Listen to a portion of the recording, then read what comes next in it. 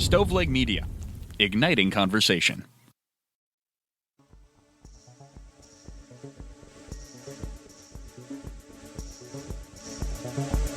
Welcome to True Crime to Go. What can I get for you?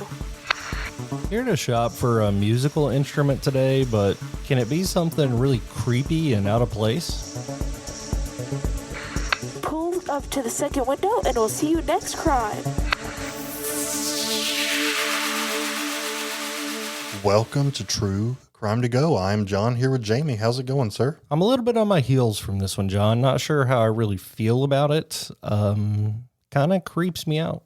Yeah, this is a very different story today, so I'm excited to talk about it. Why don't you get the ball rolling? Not just different for true crime or different for True Crime to Go. This is different from all of life, in my opinion. And we're going back to Florida, second episode in a row. This comes from a guitarist named Prince Midnight. That's a heck of a musician name there, John. It is. It definitely sounds like someone in the music biz or Satan worshiper. I don't know. Well, he has decided that his Uncle Filip really taught him everything he needs to know about the music business, and Filip passed away, so he decided to honor him in a very unique way by building a guitar with his uncle's skeletal remains. This is a real thing. He calls it the Skelecaster, and its body is formed from Uncle Filip's bones. I love Florida so much. Never wanted to live there. Don't really like going there, but they give us so much content. They are. And again, this could only happen in Florida, I think. Yeah, if this happens in Maine, it doesn't happen in Maine. No. It only happens. If it happens in Maine, they immediately move to Florida. Yeah. So Filip was a huge influence on Prince Midnight, especially when it came to music. Growing up, he looked up to his uncle, who introduced him to the rock and metal scene in the 1990s. But Filip tragically passed away in a motorcycle accident in Greece in 1996 at only 28 years old. So it was just devastating for the family. His skeleton was donated to a local college for medical study, but after 20 years, the school no longer needed it. So the family, as is common in Greece, was required to pay for the bones to stay in a cemetery box. Yeah, weird situation here. I've never had a family's remains donated for science, but it's a noble thing to do, but the decisions that come later like this seem odd. He wasn't interested in leaving Filip in a cemetery, so his family was really faced with a difficult choice. They were not able to do cremation. Their culture was against that, so they either had to pay for them to be stored or have them sent to them and then put them in a cemetery of their own. So Prince Midnight saw this as an opportunity to honor his uncle and give him a second life. He said that he was the biggest metalhead he had ever known. So he decided to take his remains and dedicate them to music in a way that he could rock on forever. And of course, everyone was not on board with the idea. Prince Midnight's mother, like most parents, had some strong opinions about this. She saw it as sacrilegious, and she worried that it was crossing a line. And Midnight described her reaction as thinking the whole project was the work of the devil. So he asked his mom, like, where would Filip rather be? Would he rather be buried in the ground or shredding on stage? And she eventually gave her blessing.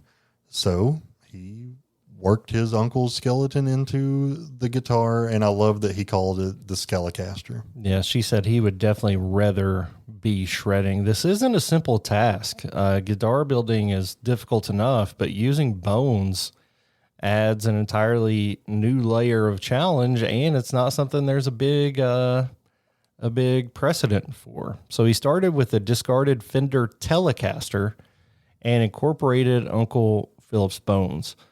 First, he welded a metal rod to the spine, which gave it somewhat of a structural foundation, and that would hold the neck and the strings of the guitar. The ribs and pelvis became the body of the guitar, giving it a really haunting skeletal frame like you're strumming on the rib cage.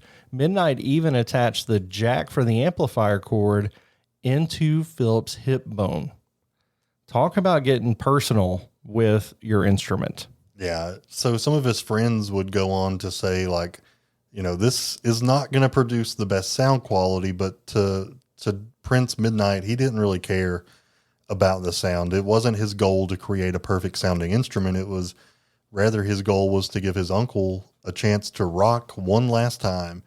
And he knew that his uncle, the man who gave him his love for the metal music, would appreciate this tribute. This is True Crime Cast and True Crime to Go. So let's talk about the legal side of this a little bit.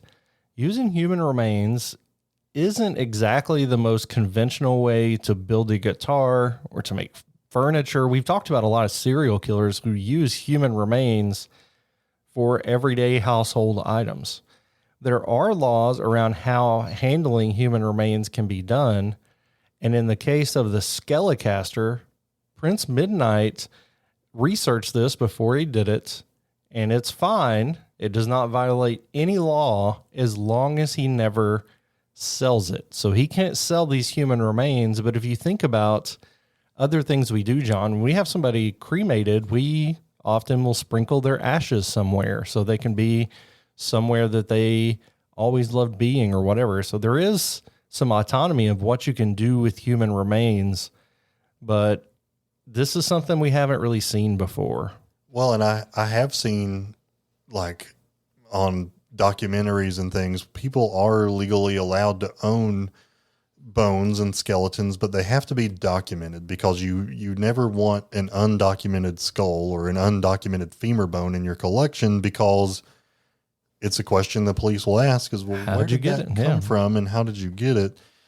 He wasn't able to use all of his uncle's bones. Apparently the skeleton from his uncle was damaged or perhaps used in the medical study, so he didn't have access to that. But largely, most of his bones were used in this guitar. Yeah, just about everything but the skull could have been used. And he said this wasn't for shock value. This was really for sentimental reasons. And there are videos of him playing this guitar, which is actually functional. So you can find those online. I encourage you to go check that out. But this is a wild story. I could not believe it didn't break the law. But if he ever offers to sell this to you, then it would break the law. Yeah, don't buy it. I mean, it has to have a haunting sound, right? All right, guys, this has been another crime story in 10 minutes or less. Would you like crime with that?